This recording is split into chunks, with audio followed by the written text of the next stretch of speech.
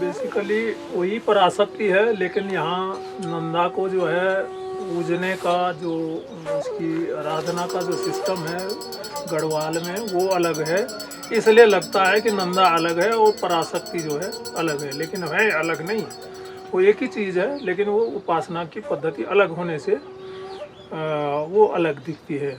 लेकिन जो जागरों के अनुसार है तो वो ऋषि कन्या है।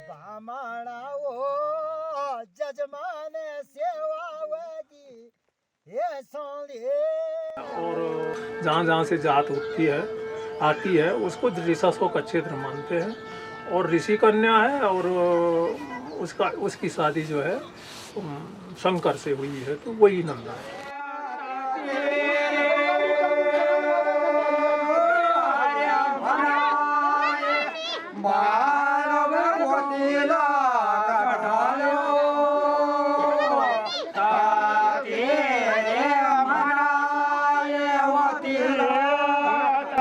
नंदा जात ये है कि नंदा की प्रतिष्ठा जो है पहाड़ों में, तालाबों में, सरोवरों में, उच्च हिमालयी क्षेत्रों में जगह जगह प्रतिष्ठा मानी जाती है। यही भाव है कि नंदा का जो है निवास स्थान जो है हिमालय में है, और उसकी यात्रा करने के लिए साल में एक बार जो यात्रा की जाती है उसी को जात कहते हैं। जात शब्द जो है यात्रा से बना है, या यो को गढ़वाली में अपभ्रंश से जो बोलते हैं, इसलिए यात्रा का जात्रा हो गई, जात्रा का जात हो गया।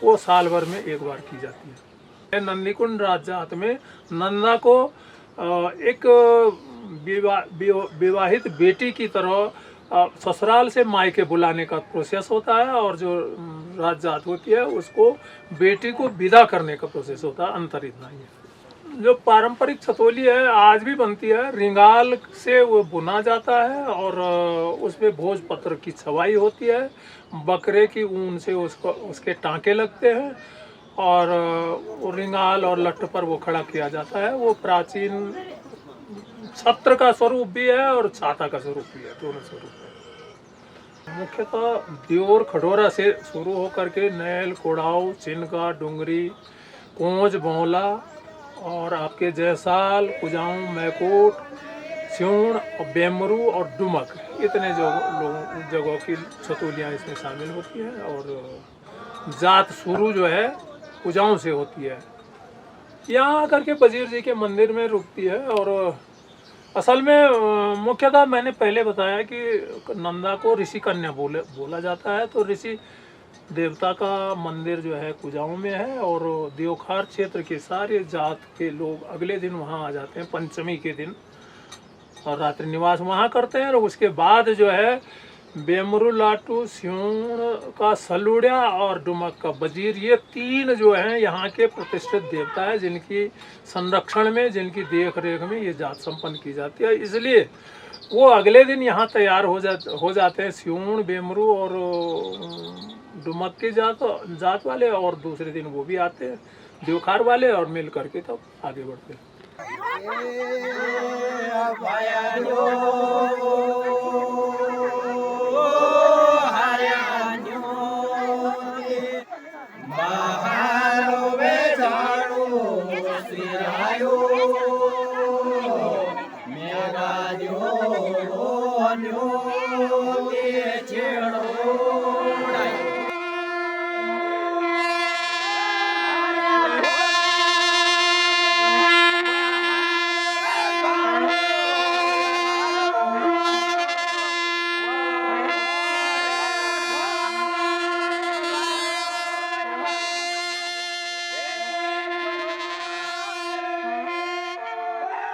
वजीर देवता के बारे में अब स्पष्टतया एक मत नहीं है, इसमें तीन मत हैं। एक मत तो ये है कि वो रुद्रनाथ के भगवान सामने रुद्रनाथ जी हैं, उनके वीरभद्र हैं, उनसे उत्पत्ति जिनकी हुई है। दूसरा जो जागर इत्यादि लगते हैं उसमें भीम का पुत्र घटोत्कच का पुत्र बब्रीक था, जिसको महाभारत में सबसे पहले जिसका सिर काटा गया, यहाँ उनको वजीर माना जाता है, और राजस्थान में उसे खाटू श्याम माना जाता है तो तुम और है ड्यूटी को है दीवान यार है गुरु है संग देवण तू है कंदा पर कंदा राड्या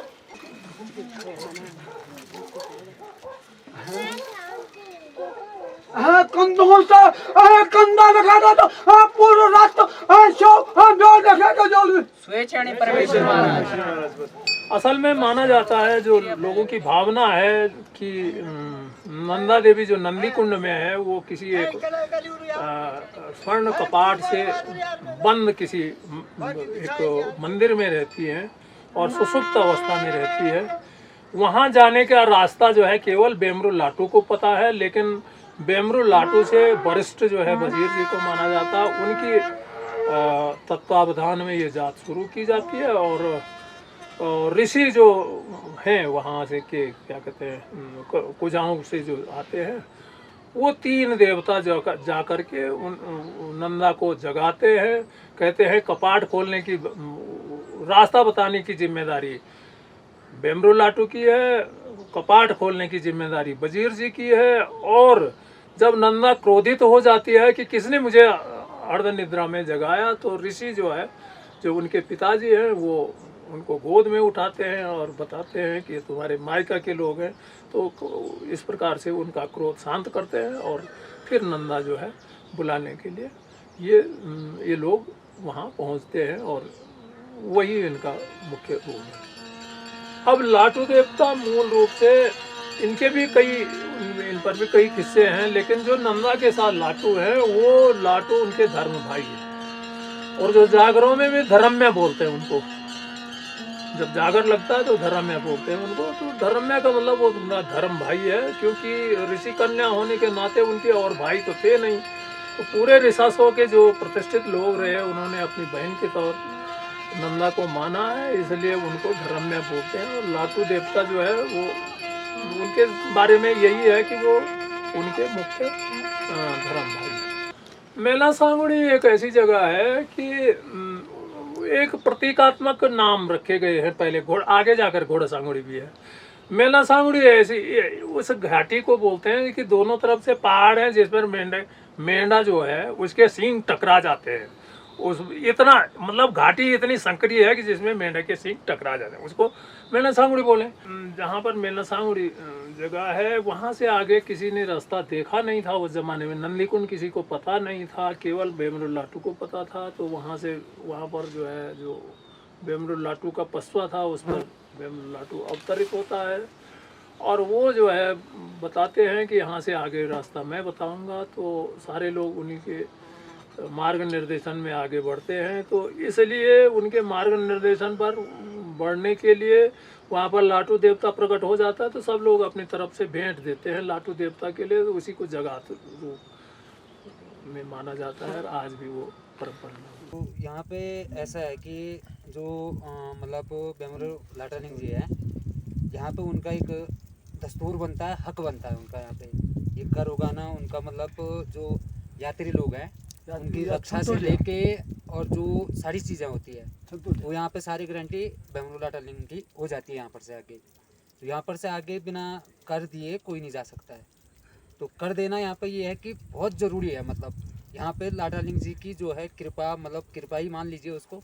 यहाँ पर से आगे यात्रियों को सुरक्षित पहुँचाना, सुरक्षित घर भेजना, ये सारी जिम्मेदारी यहाँ पर से बेमरू लाटालिंग जी की हो जाती है। और जिसे अगवान भी बोलते हैं और औंसे को जड़वाल भी बोलते हैं। जो बारिश बुरिश जैसे कई चीज़ें इधर की, वो सारी चीज़ों से रक्षा करना यात्रियों का बेमरू लाटालिंग जी का फर्ज बन जाता है।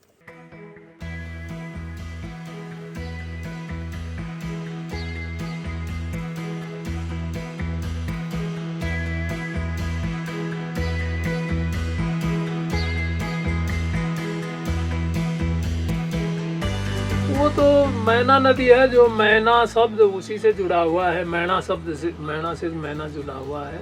मैना नदी को पार करना पड़ता है, ऑक्सीजन की कमी होती है, पहाड़ों में चलना बड़ा कठिन भी है, सब लोग के बस का है नहीं। जिसके शारीरिक क्षमता उसके लायक ना हो तो वो नहीं जा सकते हैं, लेकिन इधर पहाड़ों के लोग चले ही जाते हैं। नदी में बकरी वालों का पुल लगा रहता है, बरसात बढ़ने से कभी कभी पुल टूट जाता, बह हुआ जाता। लेकिन हमारे यहाँ डुमक गांव से एक दिन पहले जो है कुछ लोग चले जाते हैं। रास्ते की जो परेशानियां हैं उनको हल करने का प्रयास किया जाता है। रात्रि विश्राम ढोलदार उडार ही है, जिसको मैंने पहले धवल द्वार बोला था, वही है रात्रि विश्राम। मानपई बुग्याल है वो पूरा, उस बुग्याल के बीच में एक गुफा है। बहुत बड़ी गुफा तो नहीं है, लेकिन उसी पर अब टेंट वेंट लगा करके रहते हैं लोग। वही है, क्योंकि वहाँ से थोड़ा नज़दीक पर पानी भी है, लकड़ियाँ भी हैं, तो इसलिए उससे ऊपर जो है रात्रि विश्राम करना और ज़्यादा कठिन हो जाता है।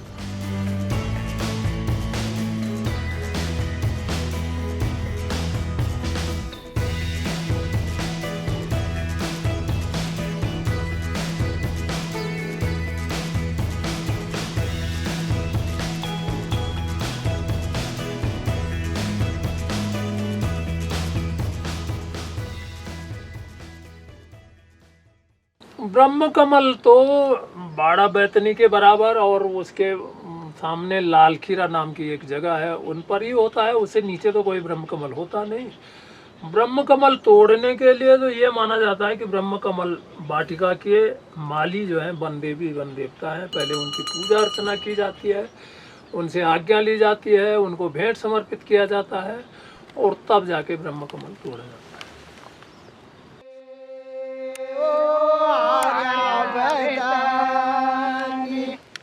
बालो वे छोड़िए रे पयाड़ो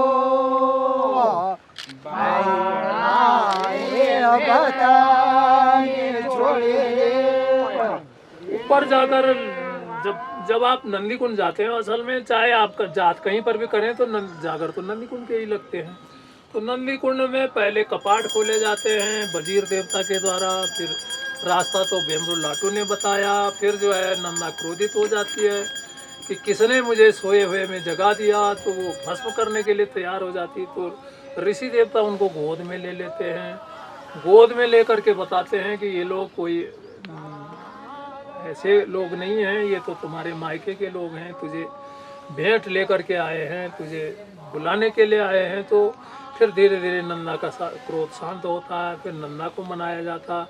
फिर जब नंदा प्रकट हो जाती है, जग जाती है, तो सारे देवता अवतरित होते हैं, जितने भी पशु हैं सब पर देवता अवतरित हो जाता है, सबका मिलन, पशु देवताओं का मिलन हो जाता है और नंदा से आशीष मांगी जाती है, नंदा को मनाया जाता है, भेंट समर्पित की जाती, पूजा की जाती है। यही जागरण में आसन का बहुत स्पष्ट मतलब तो मैं भी नहीं बता पाऊंगा, लेकिन जितना मैं समझता हूँ, मेरे समझ से ये है कि देवता का अवतरण मनुष्य पर होना, वो कभी वो मतलब पूर्ण रूप से अवतरित होते हैं, तो कभी अर्ध रूप से होते हैं, कभी कभी जो है हो ही नहीं पाता।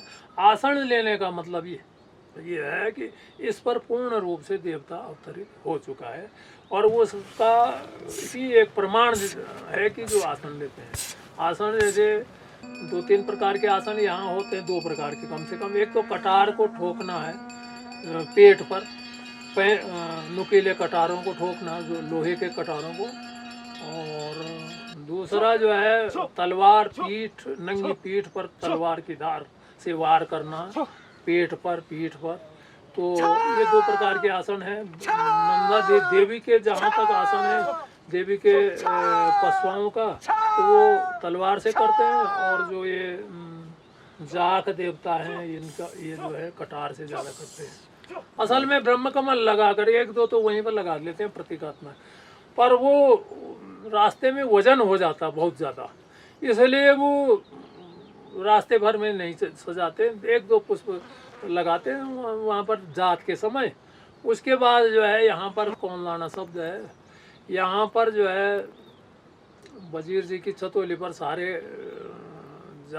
यात्रा के लोग जो है कमल बांधते हैं, और उसके बाद जो है सबकी छतोलियों पर बांधा जाता है, वो सजा करके उसी छतोली पर जो कमल ब्रह्म कमल को सजा है उसी को देवी का प्रतीक माना जाता है, उसी की पूजा की जाती है हर गांव में जहाँ जहाँ भी से भी वो है।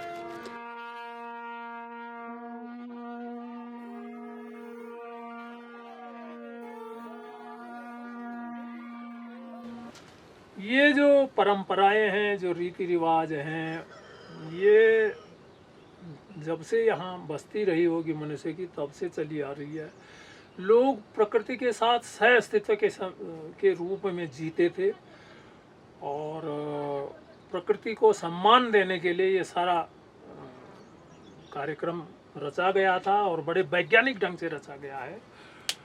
जहाँ से नदियाँ निकलती है उसको हमने तीर्थ माना, जहाँ नदियाँ मिलती है वहाँ हमने प्रयाग माना, और हर पहाड़, हर नदी, हर तालाब देवी देवताओं के नाम से हैं, तो इसीलिए इसको देवभूमि कहा जाता है।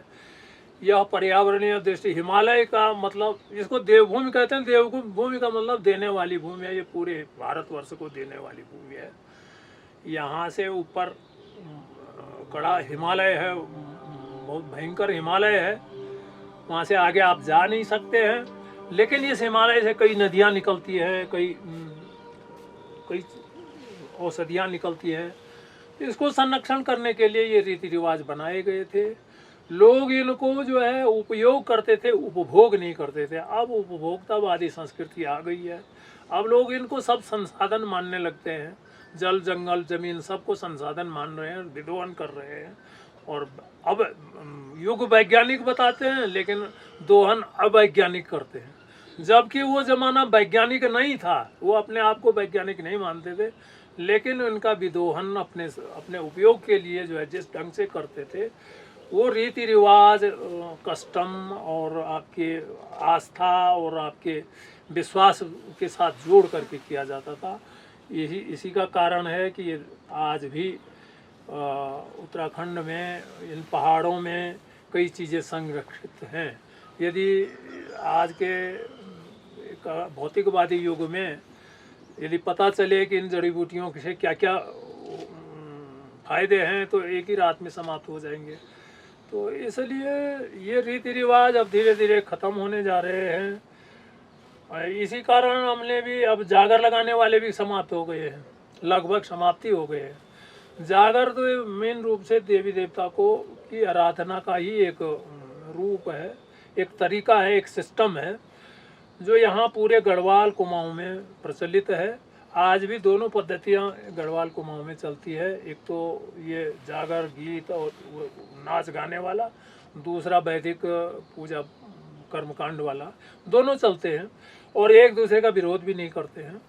लेकिन अब धीरे धीरे इन सब चीज़ों में ह्रास हो रहा है। लोग जो है भौतिकवादी संस्कृति की तरफ भाग रहे हैं और ये चीज़ें समाप्त होने पर है इसको संरक्षित करने की और अपने मूल को जानने की बहुत ज़रूरत है। मैंने एक छोटा सा प्रयास भी किया, इसमें लोकनंदा करके एक किताब के रूप में निकल गई है, वो बना भी रखा है और लोगों को भी करना चाहिए, अपनी संस्कृति को संरक्षित करने के लिए प्रयास करना चाहिए।